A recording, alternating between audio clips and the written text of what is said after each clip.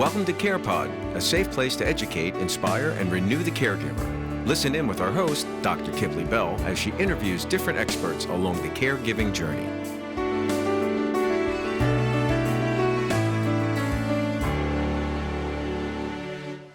So really excited. I have a friend, I like friends, here today with Coach Paula. This is Ms. Paula Hollis.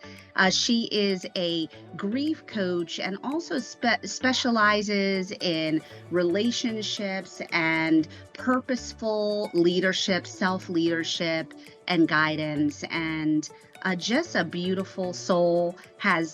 She's an author as well. She has a whole program which we'll discuss here on today. Surrounding those of us that are walking through different journeys of loss and how loss, particularly poignant to quote Paula. She stated that grief has been a gift, that sometimes grief is a gift. And that thing really struck me, especially,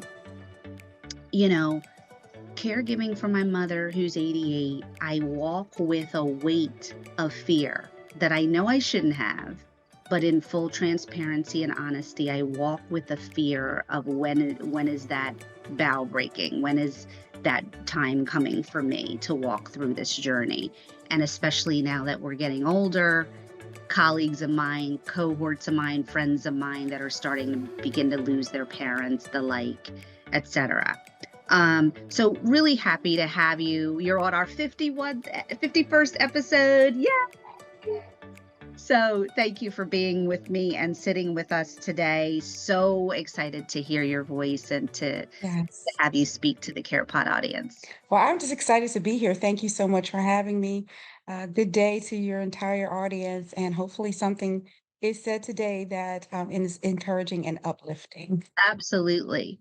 So walk us through this. I asked all of my CarePod guests their why.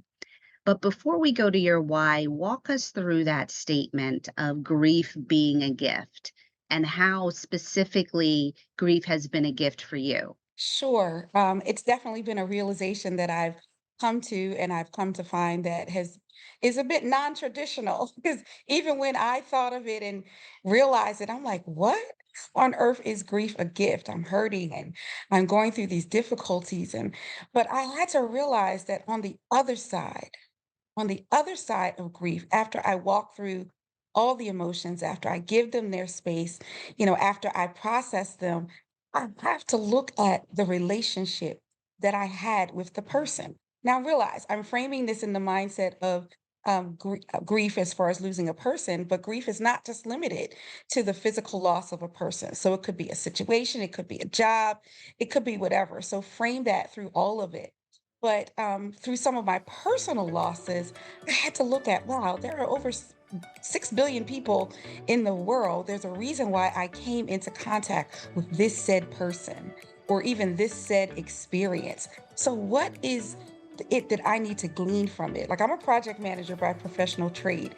And so, part of our best practices is we always look at lessons learned. When a project is over, we step back and we look, okay, we got through it, we made it, we implemented it, but everything didn't go exactly as planned. So, what are the lessons learned that we can glean from this process? What went well? What didn't go well? And if it didn't go well, how can we make it better the next time?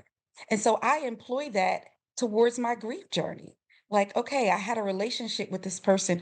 What did I glean from that person? What were some of the great nuggets? What were some of the lessons learned and the things that could have gone differently or could have gone better that I need to carry forward?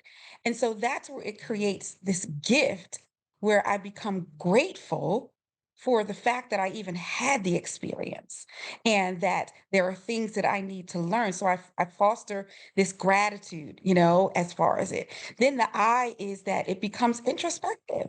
Like I really get intentional about what was that relationship, what was that experience, and I'm introspective about it to say, okay, what did I learn and what am I carrying forward? And then that F is that forward focused thinking. Like, how do I take what I experienced? How do I take what I learned, and how do I make myself better? How do I make those around me better? If I have regrets or I have things that I lost, how do I make sure I don't do that in my current relationships, in my current experiences? So I create this focus forward strategy. And then last, that T is I have tenacity about it. Mhm. And I also am transformed personally because there's no way that we can go through something and it not change us, but we Mm. control whether it's going to change me to be something for the better or if I'm going to be the bitter. And so that's where the gift, that gratitude, that intentionality, that forward focused thinking, and that transformation really is what I've come to experience when I have grief, any loss or any disappointment, a physical person and or an experience. And so that's been transformative for me. Yeah, that's really powerful, the gift of choice. So, the change is happening inevitably. So, Yes. what can I do? So, at what point in the grief journey did you say, okay, Paula, we're going to get our bootstraps on and we need to do the work? We need to be intentional about the choice we're making in, our pain point in giving Yeah. purpose to what this Yeah. trauma essentially. Yeah, I mean, to be honest, that's an ongoing thing. That's a moment by moment because there are some moments it's like, you know what, I don't feel like this. Right, This right. is just let's just be honest. So it's Yeah. a decision that you make, but you have to constantly affirm it every moment. And one of my life mantras is that every moment in life gives you the opportunity to see who you are, and then it also empowers you to decide if that's who you want to be. So who I was 5 minutes ago is not who I am right now, and hopefully it's not who I'm going to be in 5 minutes into the future. And so I have to evaluate, where am I right now? Do I want to sit in this? Do I want to give it a few moments? Or do I want to move forward? And so every moment I am in control. The power of choice is one of the greatest powers that we have in life. And so as a result, I have to constantly affirm it. If I can say a real pivotal moment, though, I think two of the most pivotal moments as it relates to my decision and my thoughts around grief happened, one when I was 15, when my brother passed away 1 week before his high school graduation. He was 19, I was 15. And I watched my mom and my dad and how they navigated my brother's death. And Mm. it was strange for me because, people would come to the house to express their condolences and they would be falling apart. I mean, granted, my brother was a very popular young man, very handsome young man. And yeah, inside, yes, we were breaking too, but I watched the strength and I watched the resolve of my parents to comfort others when they themselves needed to be comforted. And that resonated with me as a 15-year-old. I didn't understand the fullness of it, but it's something that stuck with me, that there is a peace that surpasses all understanding, that I can, even in the midst of trials and difficulties and disappointments and challenges, I can still be strong. I can still move forward.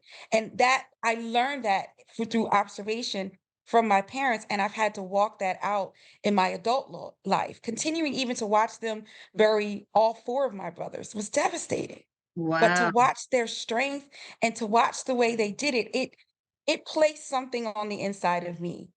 And so that's one aspect. And then the second, I think, most pivotal moment was when my husband passed away. And 2 years ago, I had to really realize that, during COVID, everyone in my household except for two of my children were sick. And we were all like, I was the worst. I was the first one to get it and the last one to recover. And mine was so bad, like I literally could not speak for 3 seconds. Like I couldn't breathe, I couldn't move. It was completely devastating. I could not sleep. I had not slept for almost 5 days. And I ended up having a seizure and I stopped breathing in my Wow. home. And my husband was the one who resuscitated me right here in our family room on our floor. And it is the very same floor where 2 years later, they could not successfully resuscitate him. And Wow. so every time I sit in my house and I look at that place on the floor, it's like, I'm still here. And the person who resuscitated me is no longer here. So creates intentionality and purpose in me, that there's a reason that I'm here. And so I don't want to waste any moment in life, and any impact that I'm supposed to have. I want to make sure that I have it. Miles Monroe was a huge spiritual influence for me in my life. He and his wife tragically passed away in an airplane crash several years ago. But one of the things that he said was that the most valuable place of real estate in the world is the cemetery or the graveyard. And that is because there's so much untapped potential Mhm. where Mhm. people die and they don't ever achieve or pursue what they were intended to do. And that has always resonated with me. I don't want that to be said of me. I want to die empty. Everything I'm supposed to do, everything I'm supposed to give, I want to make sure that I discover what that is and that I implement it as to the best of my ability in my life. Absolutely. So, wow, that space in your family room is such a it's a transformative space. It's a place Yes. of love. It's an ultimate act Yes. of love. So, Yes. so powerful. You said something about the space, giving your emotions the space. Huh. Speak to that a little bit more. Yes, absolutely. So it's interesting, this 2-year journey as a widow and as a single mom, I have most been in contact and in feeling and expression of my emotions. I was always sort of a person like, okay, let's, kind of damn the torpedoes, full speed ahead. We got to do what we got to do, and we got to get it done by any means necessary, oftentimes to the sacrifice of my emotions and not to give them license. It has served me well in some regard, but maybe in other regards, it has not served me well because I think it's created in sometimes a pocket of indifference because you're so busy removing yourself from situations that you actually do get removed from them and you disregard the actual emotion of it. And so these last 2 years, I've allowed myself to sit with my emotions and to realize that my emotions are a trigger, that something is going on. They're not something that should be ignored. And I should figure out, like, I may be manifesting one thing at the fruit, but the root is something different. And Mm, so I've had to take time to really sit with, okay, Paula, what are you really feeling? What does that really feel like? And how do you really feel about that? I'm really sad right now. I'm really angry right now. Well, why are you angry? What is making you angry? And really take some honest, I like to say I like to get hot, some honest, open, and transparent moments with myself where I really just look at it, and it's okay. I realize it's okay, that popular statement that they coined a couple years ago. It's okay to not be okay. yeah, yeah, yeah. Yeah. And I had to embrace that, and I had to realize that, I can say it to people that, "How are you doing?" or "How are you feeling?" "I'm not all right now, but I'm overcoming," or "I'm managing." Like, I don't wanna say, "Oh, yeah, I'm good," but on the inside, I'm hurting.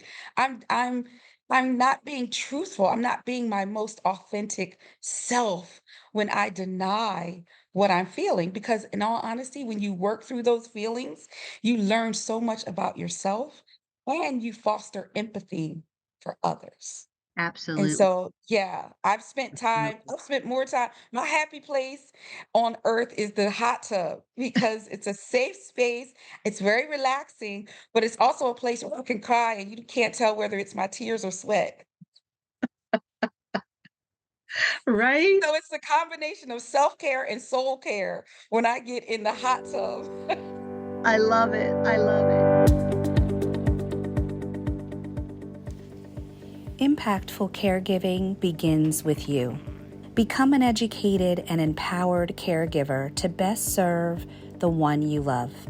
Impactful Caregiving offers online geriatric certification, personally curated items for the older adult person in our caregiver shop, Geri telehealth options, and of course, your personal dose of inspiration here on the Care Pod.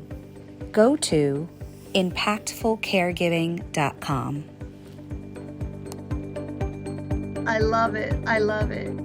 So, having gone through, that traumatic witness as a 15-year-old and watching the strength of your parents, how have you modeled this now for your children in the context of losing their father and your husband? Yeah. You know, my husband was a great man. I told someone the other day, I feel like post his transition that I'm opening a treasure box and I'm discovering, him all over again. It's kind of been amazing. But I say that to say my husband he was a country boy at heart. And so he had a different way of doing things that, they say opposites attract. And yes, we definitely were opposites in many regards. But I think one of the things that was most notable about my husband is that he had a heart of gold. He really loved people and he cared for people. And he was intentional about his conversation, his words, and his interactions with you. And so I think what has been most transformative for me and my three sons has been what my husband did at a random act literally when my oldest son over 25 years ago when my oldest son was about 6 years old and my husband was not working that day. My husband worked 34 years for the US Postal Service. He happened to be off that day and he said, hey, when MJ comes home from school, we have to have the talk with him. And so I'm like, okay, I'm a boy mom, and when I hear the talk, I'm thinking pubescence and body function. I'm like, okay. I'm like, he's 6. I'm going, well, let that talk now, and I had to trust, my husband, like I've never been a man before. So, I Right, got to right. rely on what he said. So when my son came home for school, sure enough, my husband sat him down, gave him a snack, asked him, how was your day, son? And he was like, oh, it was great, dad. And he's like, listen, he's like, this isn't going to take long. There's a conversation that I need to have with you that is very important. And so I need you to pay attention. And so he's like, okay, dad, he could realize the seriousness of the conversation. And my husband started out, he was like, look, he's like, I'm so honored to be your dad. He's like, of all the people in the world, all the men in the world that God could have chosen to be your dad, he chose me. And I'm so honored that, you're my son, because there are a whole lot of other little boys that could have been mine, but he gave me you. And so I'm just honored that God put us together. And you're like having this little joy moment. And he's like, but I have to say, son, I've never been a dad before. Wow. And, yeah. He's like, I've never been a dad before, and you've never been a son before. He was like, so that means we're both doing something that we've never done. He's like, and so because of that, some things we're going to do really, really great. We're going to hit it out the park and we're going to do really well. And then other things, we're going to mess it up. We're just not going to do a good job. He was like, but whether we do well, son, or whether we don't do well, as long as we're together, as long as we're working together and we're a team and we're working together through things, there's absolutely nothing that we can't do. He's like, so as your dad, I'm committed to be your teammate. He's like, are you committed to be on my team? And he's like, yeah, dad, And I'm sitting there like crying, like, oh my God, this is so, like this is so beautiful. And so then they hugged, they did a high five and a fist bump, and the conversation was over. So I felt kind of conflicted. Like, I'm really excited. Like, that was so beautiful. But I don't know that we got to the fullness what we were supposed to talk about. So I said to my husband, babe, that was beautiful, and I'm like, oh my God. And I said, but do you think he's really prepared, for puberty? Like, I'm still thinking, he's like, no way. He's like, that's not the conversation. He was like, we'll talk about that later. He's like, no, he said, I just wanted to establish, my fatherhood and his sonship. And I was like, wow, like that was beautiful. And so there's 8 years between my first son and my second son. So when my second son was like 6 and my oldest son's now 14, my husband wants to do this conversation again. And I'm like, how that gonna go? Like that was really neat, last time. Yeah. So my husband starts with my youngest son at that time. You've never been a son before. I've never fathered two sons. And he went to my oldest son, you've never been a big brother, and so he established roles and responsibilities and he went through that whole thing again and it was yet beautiful again. And I was like, wow, okay. Then 5 years later, I had my baby son. And so when he turned 6, when now my middle son is like 14, or I'm sorry, 11. And then my oldest son's like, 19. My husband's having this talk again. And so I'm like, okay, the third time it's going to be the charm. So he starts with my youngest again. You've never been a son. He went to my middle son. And at that point, we reframed the concept of a middle child. and we Mm, called my middle son our bridge. And mm. we empowered him to know we didn't want any middle child syndrome. We empowered him to know that he is a bridge, he is a connector between his oldest and his youngest son. And to this day, he's 23 years old. He lives his life as a connector because How about what you that? call a thing is what it becomes. And so then he went to my oldest son, you're gonna, you're now junior dad. Not only are you a big brother, you're a man now, and you have a responsibility to these two minors to help them as well. And so my husband, in 3 independent conversations, framed our lives for us. And so at the moment when my husband passed away, we're in the hospital. I'm looking at my 3 sons. I'm looking at my husband, like, what do we do now? Like, where do we go from here? How do we navigate this? Those conversations, those 3 conversations that we had independently and never even ever repeated again, belched up in me. And I looked at my sons and I said, guys, listen, I was like, we can do this. We can get through this, even though this is something we've never done before. I've never been a Wow. widow. I've never lived independently outside of my husband, because I married him right out of college. And I said, you've never lived a day without your father in your life. And my children, one by one, started chiming in. Yeah, we're going to do some things right, mom. And then another son, yep, we're going to do some things wrong. It's like the one off conversation that he had with them still resonated. And I mean, we looked at each other and we're like, we are going to give each other grace and space as we navigate this uncharted territory. But we can get through it because we're a team. We're going to honor one another. We're going to be, transparent with one another. We are going to share with one another, and we're going to model what your father gave us. That is legacy. And that is what my family, my children and I, we live out day by day. It's not easy. It's not. But we have this foundation that has established us, and that's what we walk on. I'm done.